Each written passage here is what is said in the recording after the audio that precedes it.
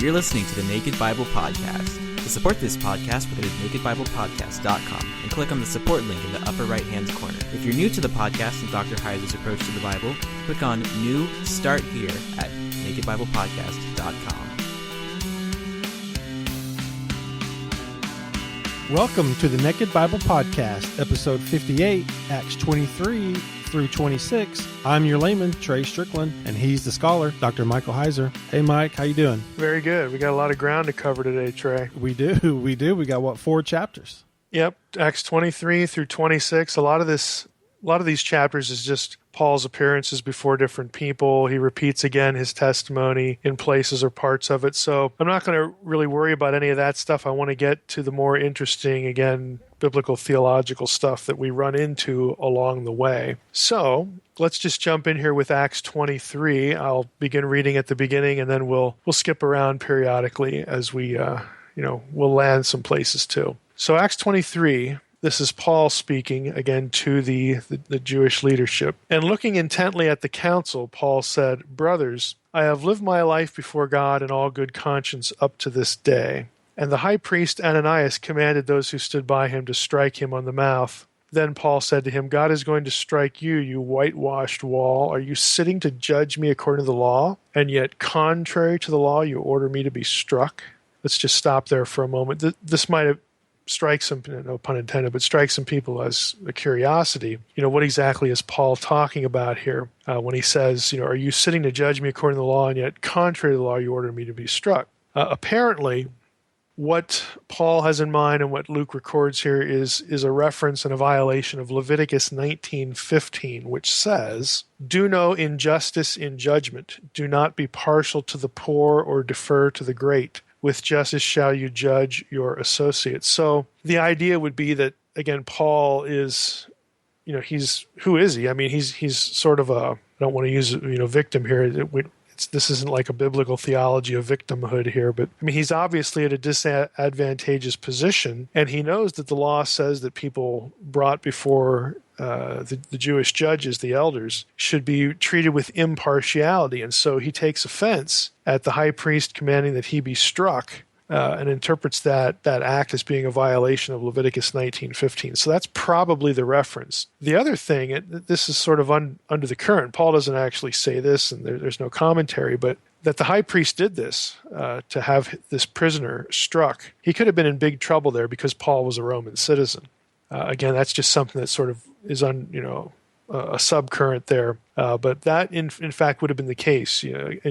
As you weren't supposed to do this to Roman citizens, and so the Romans, if they had known about this, could have come down hard on the Sanhedrin or done something in retaliation. But anyway, let's just keep going. Those who stood by said, "Would you revile God's high priest?" And Paul said, "I didn't know, brothers, that he was the high priest, for it is written, you shall not speak evil of a ruler of your people." So Paul very clearly wants, to be consistent, wants to obey the Torah himself. But again, the point is still made. Verse 6, "Now when Paul perceived that one part of the group, of the council, were Sadducees and the other Pharisees, he cried out in the council," this is a stroke of genius, "Brothers, I am a Pharisee, a son of Pharisees. It is with respect to the hope and the resurrection of the dead that I am on trial." And when he had said this, a dissension arose between the Pharisees and Sadducees, and the assembly was divided. For the Sadducees say that there is no resurrection, nor angel, nor spirit, but the Pharisees acknowledge them all. Then a great clamor arose, and some of the scribes of the Pharisees' party stood up and contended sharply, "We find nothing wrong in this man. What if a spirit or an angel spoke to him?" Of course, the Sadducees aren't going to want to hear that because of the things they don't believe. Verse 10, "And when the dissension became violent, the tribune, afraid that Paul would be torn to pieces by them, commanded the soldiers to go down and take him away from among them by force and bring him to the barracks. The following night the Lord stood by him and said, 'Take courage. For as you have testified to the facts about me in Jerusalem, so you must testify also in Rome.'" So we'll stop there at the end of verse 11. I want to camp a little bit on this scene where Paul divides the audience, again, detects by some means that we have Pharisees and Sadducees both in the room, so he pits them against one another, which is brilliant, by appealing against the resurrection. So in verse 8, we get this line, "For the Sadducees say that there is no resurrection, nor angel, nor spirit, but the Pharisees acknowledge them all." Now, I actually got a question about this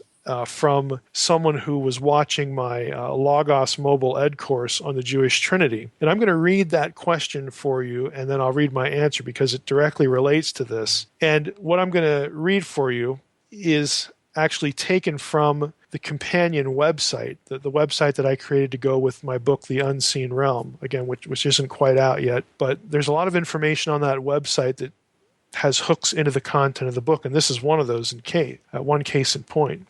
So what will be the web page for chapter 37, I believe, it will actually have what I'm going to read to you here. So here was the question. The questioner says, I've been watching Dr. Heiser's Mobile Ed 291 course on how the Old Testament reveals the Christian Godhead. I enjoy his teaching, but in one segment he makes a statement that I would like to ask him for some clarification. So here's the question. Here's what I say.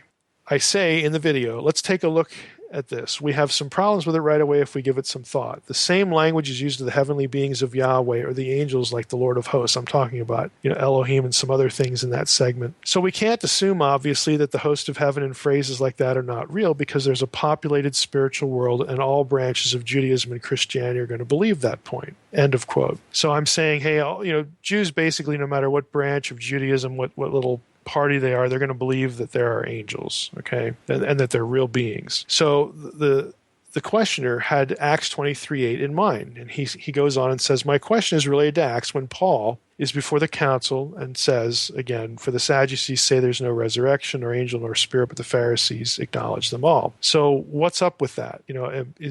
How do we read that verse in light of what I had said? Now here's my response to the questioner. There's actually controversy and ambiguity about the meaning of Acts 23:8. Sadducees could, of course, read the Old Testament, which has lots of angels in it. The issue is whether to have a Jewish sect, the Sadducees, denying parts of their Old Testament, or whether the phrase means something different. Note that angel is singular in the verse and in the statement. And then I say, I think that the latter is what's going on, that we have to, there's something specific about an angel that is what the Sadducees deny. In other words, the Sadducees aren't going to be denying that there are angels in their Old Testament. They can obviously read that. To illustrate the level of disagreement and to point out what I think is the answer, here's what Darrell Bock says, and I quote from Bock's commentary. And I'll do that right now. So in Bock's Acts commentary, he gives a summary of what the possible positions are as far as what's going on in Acts 23:8. He says, no extra-biblical text speaks of such a complete denial of angels and spirits by the Sadducees. So no Second Temple text is going to say that they just deny everything, all belief in angels. In fact, the Pentateuch, which the Sadducees held as authoritative, affirms the existence of such beings. Okay, so it's a very obvious issue there. And again, I certainly agree with Bock. I mean, Sadducees did hold the Pentateuch to be authoritative and has lots of angels in it. So Bock says, there are 6 possible explanations for Luke's claim or the meaning of Acts 23:8. Number 1, it's possible that the Sadducees rejected angels and spirits altogether, he says. The view sometimes includes specific angels, but again, because of what the Pentateuch says, this is probably the least likely answer. Second, the Sadducees could have rejected excessive speculation about angels and spirits. That's a possible way to take Acts 23:8. Third, the Sadducees could be rejecting the idea that the righteous dead came back in the form of spirits between death and resurrection. Now, this view argues that angel and spirit would mean the same thing in verses 8 and 9 of Acts 23. Okay, so there's an assumption there, but it's one of the possibilities. But Luke says neither nor between verses 8 and 9, so he appears to be contrasting the two verses. And so this probably isn't the answer. Number 4, the Sadducees could be denying that the resurrection included coming back in the form of an angel or a spirit. Now, again, the problem with this is that the Pharisees likewise would not have really been open to that sort of idea. A resurrection within history before the ultimate, end of days and the great resurrection, which again is what Paul's argument seems to require.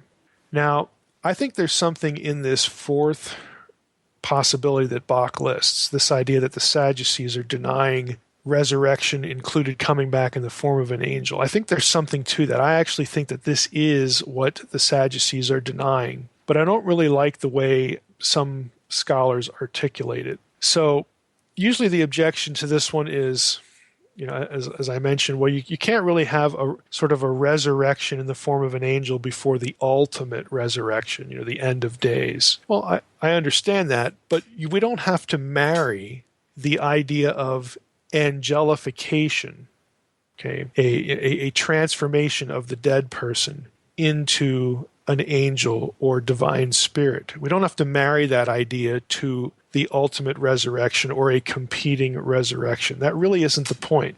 Angelification, this idea that when you died, if you were righteous, if you were a believer, when you died, you would be glorified, you would be made like the angels, in the presence of God. And then God could say, direct you to come back to the realm of the embodied living or not, that whole sort of thing. That idea, angelification, was very common in the Second Temple period. It was held by several Jewish sects, including the sect at Qumran. So depending on how you define this idea, again, this could also be a New Testament idea, or again, if we define it in terms of glorification, to be made like angels. I actually think that this is what the Sadducees, were denying. So in Acts 23:8, the Sadducees say there's no resurrection, nor angel, nor spirit, but the Pharisees acknowledge them all. I think the point is that the Sadducees say that there's no alternative resurrection where you come back as an angel or some spirit being. I think that's specifically what they're denying. They're not denying that there are angels. Okay, because again, they can read their Old Testament, they can read the Pentateuch, and they considered it inspired. So I actually think this is the best way to parse what's going on in Acts 23:8. I'll give you two other possibilities Bach lists. Some scholars would say the Sadducees are rejecting the idea that an angel or spirit could speak through a human being. Again, and lastly, number 6, some think that what Luke is describing here is the rejection of a full hierarchy of angels, like a very specific levels of hierarchical relationships. There was a lot of speculation on that in the Second Temple period. So this view would say, well, the Sadducees just aren't buying any of that hierarchical stuff. Again, those are 6 views. I think the fourth one, that the Sadducees are denying some sort of glorification as an angel or divine spirit, I think that's what they're denying, because like I just said a few minutes ago, it's very obvious that there are angels in the Old Testament, in the Pentateuch, in the Torah, and the Sadducees held that as sacred. So I don't think that they're denying the existence of angels in total. Let's go back to Acts 23. The rest of what's going on here, Paul, in verse 11, again, the Lord comes and appears to him and says, take courage. You testified about me here. You're going to also testify in Rome. The rest of the story in Acts 23 anyway is about a plot that's uncovered, where Paul's nephew, again, hears about an impending ambush of Paul and goes and tells Paul. Paul says, hey, take this kid to the tribune and make sure he knows. And then, of course, the guards, a huge guard, 200 soldiers, 70 horsemen in verse 23 are put around Paul when Paul makes a journey out of the jail to a different location to be heard by different authorities. So that's the rest of Acts 23. We don't really need to worry, really focus on anything in there. It's just the story of that foiled assassination attempt. We get into Acts 24. Let's just jump in here to the first verse, because there are a couple things in here I think are interesting. After 5 days, the high priest Ananias came down with some elders and a spokesman, one of whom was Tertullus. They laid before the governor their case against Paul. And when he had been summoned, Tertullus began to accuse him, saying, since through you we enjoy much peace, and since by your foresight, most excellent Felix, again, Felix is the governing authority here that Paul is standing before. Tertullus says, reforms are being made for this nation. You're such a great guy, Felix. In every way and everywhere we accept this with all gratitude. But to detain you no further, I beg you in your kindness to hear us briefly. So he kisses up to Felix to begin. Verse 5, we have found this man a plague, one who stirs up riots among all the Jews throughout the world and is a ringleader of the sect of the Nazarenes. He even tried to profane the temple, but we seized him. By examining him yourself, you will be able to find out from him about everything of which we accuse him. The Jews also joined in the charge, affirming that all these things were so. So they pull out, Tertullus is a Roman guy, Roman name. So they pull out, a quote-unquote secular figure, because they don't want Felix to conclude that this is just a religious matter, even though it is. And he starts off and says, oh, this is just a bad guy. And the Jews join in and say, yeah, what that Roman guy said, that's true. This guy's a plague. He's a ringleader of the sect of the Nazarenes. So the government nodded to Paul, and Paul again makes his defense. Now, before we go any further, we're stopping here in verse 10. There are a couple of things that are very easy to skip over that are actually fairly important. And they're especially important if you're interested in, one of them is anyway, if you're interested in what I call paleobabble. That is sort of, some of the weird stuff people believe about the ancient world that I blog about. In many cases, it often is related to Jesus or the New Testament. So both of these have some importance to that, but one of them in particular I think you'll find fascinating. But let's hit both of them. They're both in Acts 24, verse 5. So here's the verse again. We have found this man a plague, in other words, a pest or a pestilence, one who stirs up riots among all the Jews throughout the world. He's a ringleader of the sect of the Nazarenes. First thing to observe is the word sect. Now, in the Greek text, this is the noun heresis. So Tertullus, this Roman guy, calls Christianity a heresis, a sect, which should mean, and would in this context mean, something like a school, like you've heard of the school of Plato or something like that. People who follow a particular teacher, or could refer to a school or a party, again, or a sect.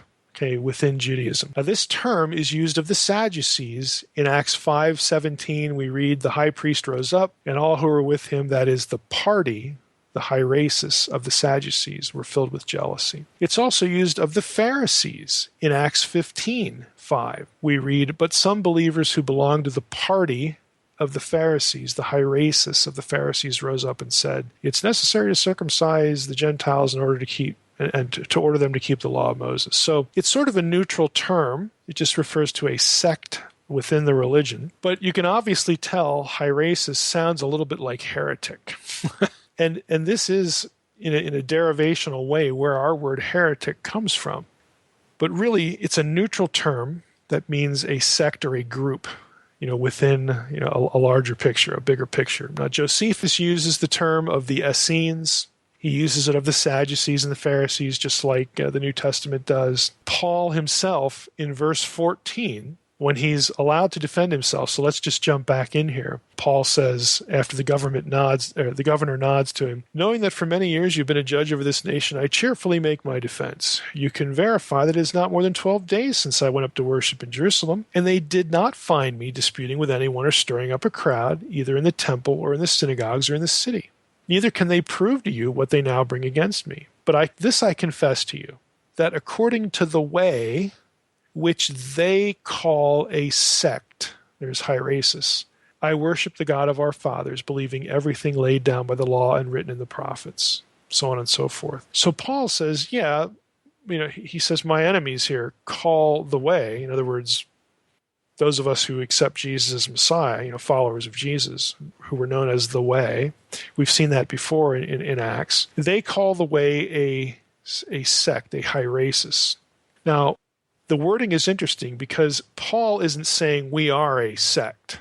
We're not a heresis. We're not, quote-unquote, heretics here. But he's saying that's what other people say about us, about the Way. So when the term is used by adversaries, it does take on sort of a negative, pejorative meaning to it. Acts 28:22 is an instance of this where the word occurs again. We desire to hear from you what your views are, for with regard to this sect, this heresis, we know that everywhere it is spoken against. Again, these are more officials that Paul is going to testify before at the end of the book of Acts. So when it's used by one of your opponents, it can be used to demonize a group. So the fact that it occurs in Paul's mouth doesn't mean that he's accepting the fact that, hey, we're a bunch of heretics here and too bad for them. That's not what he's saying. He's alluding to the fact that his enemies use the term of Christians, the original Christians, this way. Now, the adjective form, heretikos, is found once in the New Testament, Titus 3:10, a man that is factious or divisive. The King James actually has heretic. A man that is a heretic after the first and second admonition, reject. Has to do with church discipline there, but basically someone who's factious. And we can see how that sort of works with school or party or sect. But heretikos is where we get in English our word heretic. So here's the question. Here's why I bring it up. It's not just a point of curiosity. There are many people out there who want to defend especially Gnostic understandings of Jesus. They want to make this argument. They want to say things like, look, this whole concept of heresy, and the Gnostics are always branded as heretics, and boo-hoo, that's just so unfair. This whole concept of heresy is late. Okay, it's not in the New Testament. It's something that develops later after the first few centuries of Christian history, so that the Christians that got approved by the Roman Empire, by Constantine and later Theodosian, that was when the whole idea of what is orthodox arose, so that you could look at somebody else and call them a heretic. And so their argument is that prior to the 300s or so, Gnostics would not have been looked upon as heretics. They would have just been looked upon as sort of like the loyal opposition, just another opinion here, and nobody's judging them. Their views are just as much in the mainstream as these other views that you could get in the New Testament with Pauline Christianity and whatnot. It was all sort of this level playing field. But then when politics got involved, okay, and one particular version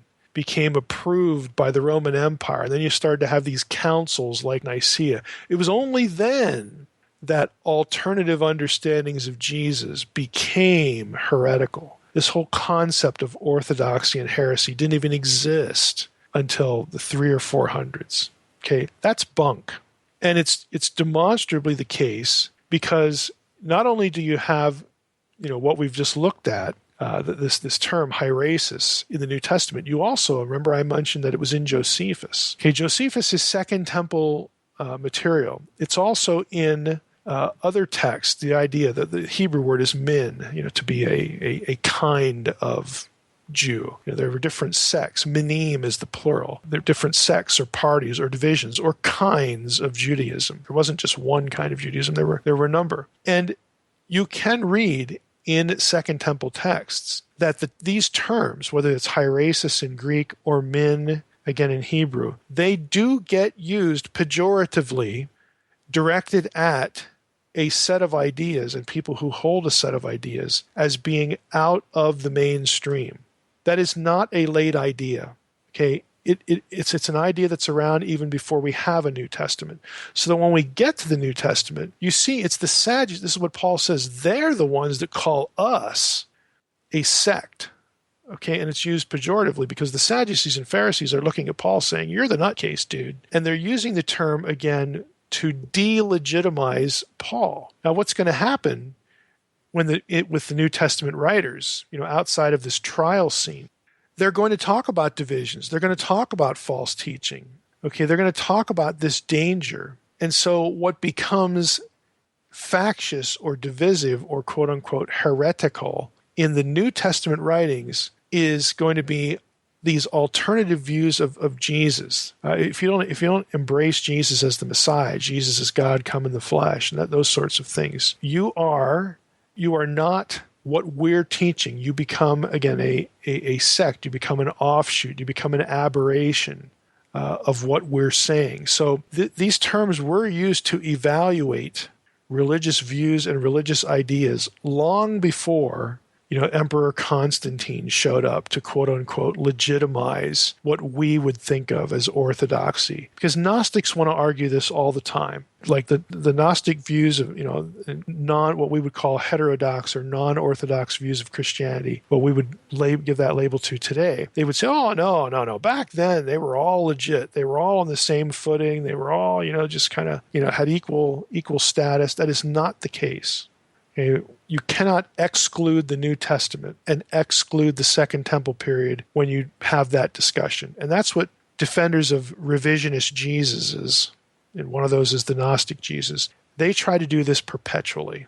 So again, I thought this was a good sort of spring off point or jumping off point to get into that a little bit. Now let's go back to Acts 24:5, the second part of the phrase, sect of the Nazarenes. The second word there that's important is Nazarenes. Not catch the way I pronounce this. Nazorios. Notice there's a long O there. Nazorios.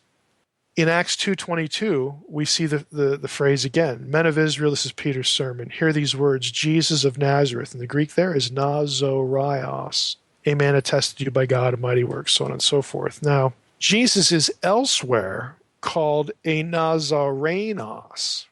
Notice there's no long O there. Nazarenos, Luke 4:34, Luke 24:19. Again, why do we have these two terms? Do they mean the same thing? Do they both just refer to somebody from Nazareth?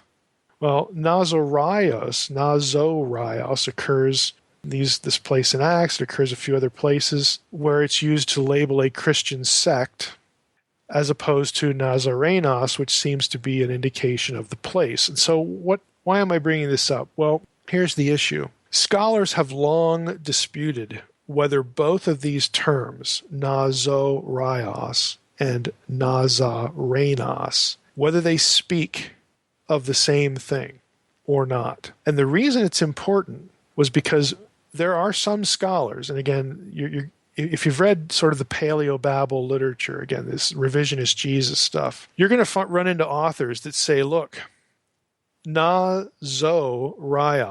the one with the long O, cannot be reconciled with Nazarenos. In other words, Nazarenos does not mean somebody from Nazareth. It means something else. And that something else is catch what I'm saying here, a pre-Christian sect. So what they're claiming, and again, the conspiratorial Jesus stuff will claim this, was that Jesus was actually a member of a religious sect himself prior to what we learn about and what they would say is fabricated about Jesus in the New Testament.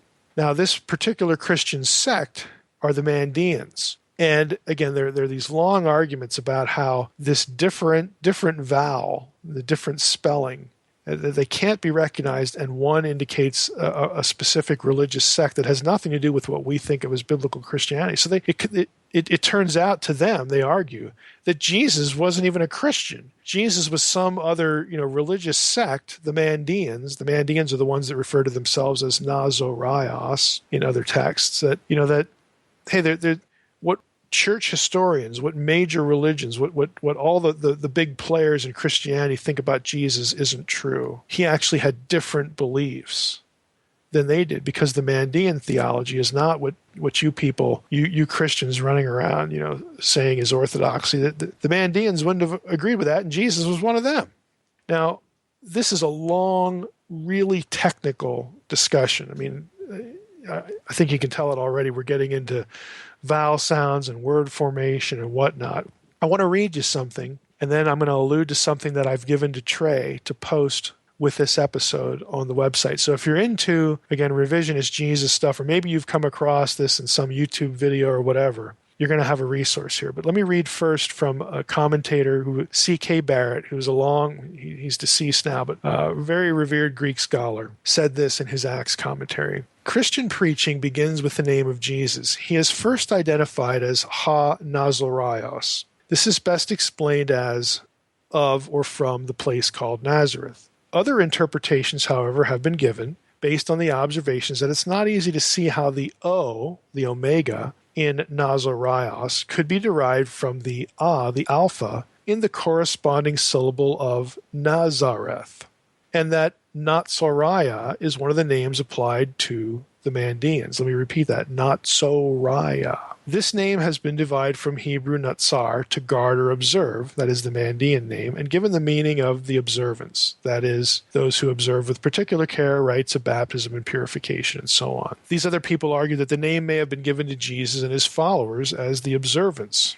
It may have arisen through their connection with John the Baptist and his disciples. And here's the way Barrett ultimately ends his little discussion. The name, however, was discussed at great length by H. Shader in something we now call the Theological Dictionary of the New Testament.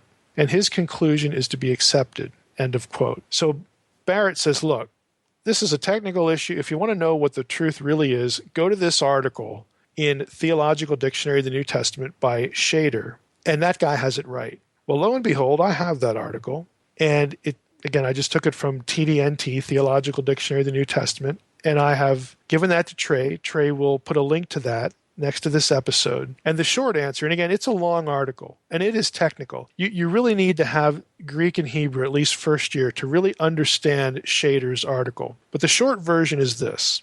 The long O can be explained, and the two terms can be reconciled. Here's the way Shader ends his article. We may confidently say that Nazarios, like Nazarenos, is the Greek form of the Aramaic Nasraya, derived from Nazrat, or Nazareth. They both point to being from Nazareth. It's that neither of them points to some obscure sect, pre-Christian sect. And so Jesus didn't come from some religious sect that would have disagreed with what we have in the New Testament. That's the bottom line. So if you want to wade into that article, if you have a little Greek and Hebrew, that is the ammunition to basically blow to bits this idea that you may have heard again on a YouTube video or read in some book, trying to, again, prop up Jesus as not even being a Christian, as bizarre as that sounds. So back to Acts 24, again, that was a long rabbit trail, but again, I think both of those things, the meaning of sect, what the whole discussion of when was heresy and orthodoxy actually even thought about, I think that's important. And then this whole issue about Jesus being from some pre-Christian sect, that's also important. So that was verse 5. And so Paul continues in his defense. He's accused of this. He says, look, none of this stuff is true. I was in the temple, verse 17, after several years I came to bring alms to my nation, present offerings. While I was doing this, they found me purified in the temple. I wasn't making trouble without any crowd or tumult, but some Jews from Asia, and they ought to be here before you and to make an accusation, should they have anything against me. Or else these men themselves say what wrongdoing they found in me when I stood before the council. Other than this one thing, that I cried out while standing among them. It is with respect to the resurrection of the dead that I am on trial before you this day. And we've read that in Acts 22 and Acts 23. So Paul just relates what happened. And then we read in verse 22, Acts 24, but Felix, having a rather accurate knowledge of the way, put them off, saying, when Lysias the tribune comes down, I will decide your case. And he gave orders to the centurion that he should keep in custody, keep Paul in custody, but give him some liberty, and that none of his friends should be prevented from attending to his needs. So Felix sees right through this ruse. And that chapter of Acts ends with Felix and his wife Drusilla, who was Jewish. They send for Paul, off and on, talk to him, and Paul, of course, witnesses to him. But ultimately, Felix leaves Paul in prison. And then Acts 25, comes along. And so Acts 25, the whole chapter, is really a repetition where Paul, again, brings his case before somebody else, before Festus, and then Agrippa and Bernice at Caesarea. So it's just two more trials. And so I'm not even going to stop on anything in Acts 25, but I want to get to some things in Acts 26 here. So let's jump into Acts 26 when Paul has testified before King Agrippa, or he's in the process of doing so. So we read in verse 1, Agrippa said to Paul, you have permission to speak for yourself. Then Paul stretched out his hand and made his defense. I consider myself fortunate that it is before you, King Agrippa, I am going to make my defense today against all the accusations of the Jews, especially because you're familiar with all the customs and controversies of the Jews. Therefore, I beg you to listen to me patiently. And then he goes in again to his testimony and talk a little bit about his background, who he is. He says in verse 9, I myself was convinced that I ought to do many things to oppose the name of Jesus of Nazareth. I did so in Jerusalem. I was a terrible guy. Verse 12, I went to Damascus on the authority and commission of the chief priests, again, to persecute people who followed the way. Then Paul gets into his testimony of the Damascus Road. And then we read in verse 15, verses 15 through 18, part of Paul's testimony, we read this. Paul gets knocked off his horse. In verse 15, we read, and I said, this is Paul speaking, who are you, Lord? And the Lord said, I am Jesus, whom you are persecuting. But rise and stand upon your feet. For I have appeared to you for this purpose, to appoint you as a servant and a witness to the things in which you have seen me, and to those in which I will appear to you. Verse 17, delivering you from your people and from the Gentiles to whom I am sending you, to open their eyes, so that they may turn from darkness to light and from the power of Satan to God, that they may receive forgiveness of sins and a place among those who are sanctified by faith in me. That's the end of verse 18. So the thing I want to zero in on here is really verse 18, where Jesus tells Paul that part of what he's going to be doing is to open their eyes. Again, I'm going to deliver you from your people and from the Gentiles to whom I'm sending you, to open their eyes so that they may turn from darkness to light, from the power of Satan to God. Now, I bring this up because the language here is a little bit like what we find in 2 Corinthians 4:4. Now, I don't know if I've brought this verse up before or not. There's one or two places I could have, but 2 Corinthians 4:4, let's just start in verse 1, and you'll get the flavor of what Paul's writing here to the Corinthians, and you'll see, again, how the language is similar. Paul says to the Corinthians, "Therefore, having this ministry by the mercy of God, we do not lose heart, but we have renounced disgraceful, underhanded ways. We refuse to practice cunning or to tamper with God's word. But by the open statement of the truth, we would commend ourselves to everyone's conscience in the sight of God. And even if our gospel is veiled, it is veiled to those who are perishing." Now here's verse 4. "In their case, the God of this world has blinded the minds of the unbelievers to keep them from seeing the light of the gospel of the glory of Christ, who is the image of God." Okay, so you see several words there. Let me go back and read verse 18, Acts 26:18. "To open their eyes that they may turn from darkness to light, from the power of Satan to God." Now the question is in 2 Corinthians 4:4. When you read the phrase, "the God of this world," okay, has blinded the minds of unbelievers, everyone assumes that that's Satan. There's actually a case that could be made that the one who's blinding the minds of the unbelievers is God. And the reason that case can be made, or has been made, that's probably a better way to say it, has been made, is because of what we read in Isaiah 6. So we're going all over the place here. Acts 26:18, then 2 Corinthians 4:4. Now we're in Isaiah 6. Listen to what Isaiah 6 says in verse 4. This is the throne room vision with the seraphim and all that stuff. Verse 4 says, let's go to verse 8. "I heard the voice of the Lord saying," this is Isaiah now, "Whom shall I send, and who will go for us?" Okay, speaking to Isaiah. Let me correct myself. "I heard the voice of the Lord saying, Whom shall I send? Who will go for us?" Isaiah hears that, but of course, the question, God is seated on the throne in the midst of his council room, his throne room. The question is sort of put out there, and the whole wording there for us, again, this is one of those instances, kind of like Genesis 1:26, when God is speaking to the members of the heavenly hosts, speaking to the audience. "Whom shall I send? Who will go for us?" Well, Isaiah hears that, so it's sort of meant for him too. "Then I said," continuing in verse 8, Isaiah's speaking now, here I am, send me. And he said, "Go and say this to the people." So this is Isaiah's commission. "Say this to the people. Keep on hearing, but do not understand. Keep on seeing, but do not perceive. Make the heart of this people dull, and their ears heavy, and blind their eyes, lest they see with their eyes, and hear with their ears, and understand with their hearts, and turn and be healed." So God's saying, okay, Isaiah, I'm going to send you. Here's your job. Tell the people, keep on hearing, but don't understand. Keep on seeing, but don't perceive anything. And then God says, make the heart of this people dull. Make their ears heavy. Make their eyes blind. So again, in this chapter, in Isaiah 6, God is the one, as a punishment, who's sort of making this happen. Well, some scholars have taken that and gone back to 2 Corinthians 4:4 and said, well, the God of this world who's blinded the minds of the unbelievers, that might be God. Okay. Now, why do I bring all this up? Is this some crazy rabbit trail? I bring it up because Acts 26:18, I think, clarifies this issue. Let me read it one more time. Okay. Jesus said to Paul, I'm going to deliver you from the people and from the Gentiles, your people and the Gentiles, Jews and Gentiles. I'm going to deliver you. And the Gentiles are the ones I'm sending you to. Why? To open their eyes so that they may turn from darkness to light. And here's the key phrase, and from the power of Satan to God. Now, I would suggest that this language here that Jesus is speaking to Paul is what Paul has in mind in 2 Corinthians 4:4. And that the God of this world in 2 Corinthians 4:4 is indeed Satan. Even though we have Isaiah 6, where God is the one blinding the unbeliever.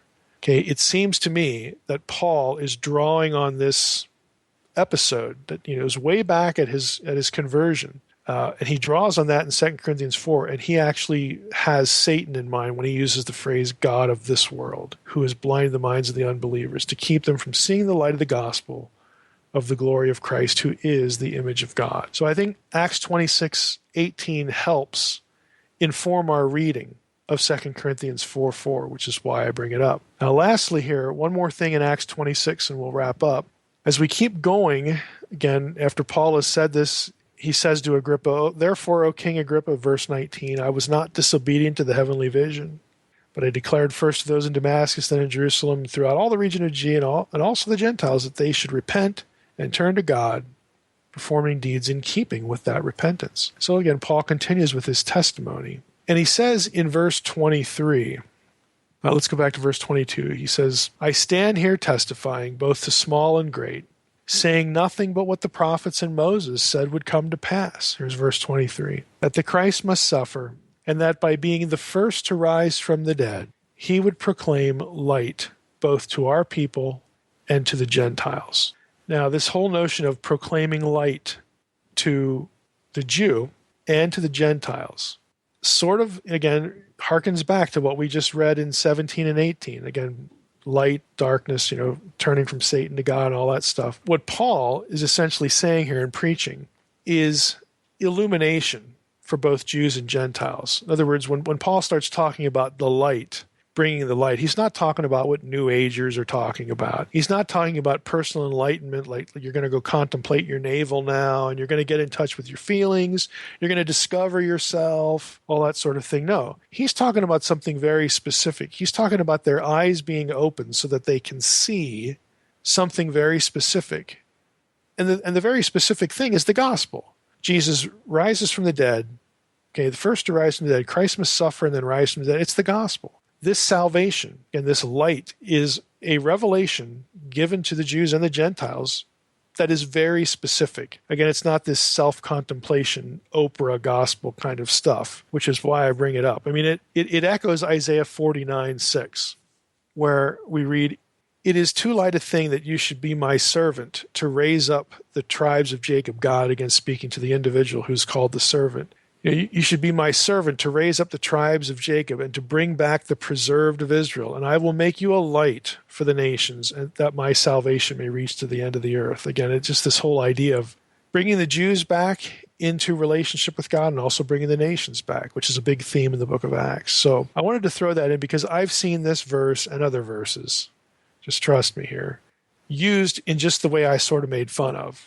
The Christianity is about bringing us light. Again, all this self-internalizing, self-reflection, self-discovery kind of thing. It's not. It's very specifically tied in this verse to the gospel and tied to the Old Testament program of God carving out his people, his family, which included the nations, even in the Old Testament, even back in Isaiah 49. All right. Good deal, Mike. We appreciate it. A lot of good information in those 4 chapters. Mike, is there anything new you want to talk about with the funding of your new projects? And got some updates for us? Yeah. Now, by the time people listen to this, which will be a couple days, I will very likely have posted about some specific new projects that I will be able to use some of the funding that would have went to the bibliography. The bibliography is moving along quite a bit. Again, we got extra money because we left that open. So there's some other projects. Go to up to drmsh.com, go to the Naked Bible, and you'll see something about, here's what to look for, something about a 3-book series that I have that needs editorial help. So if you are in some way experienced as a copy editor, maybe a content, a line editor, that kind of thing, and you do freelancing or whatnot, I'd like to hear from you because that's essentially what I'm going to post. It should be up there by the time that we have this episode live. But that is the next, again, very specific project that I have in mind to be able to pay someone to do.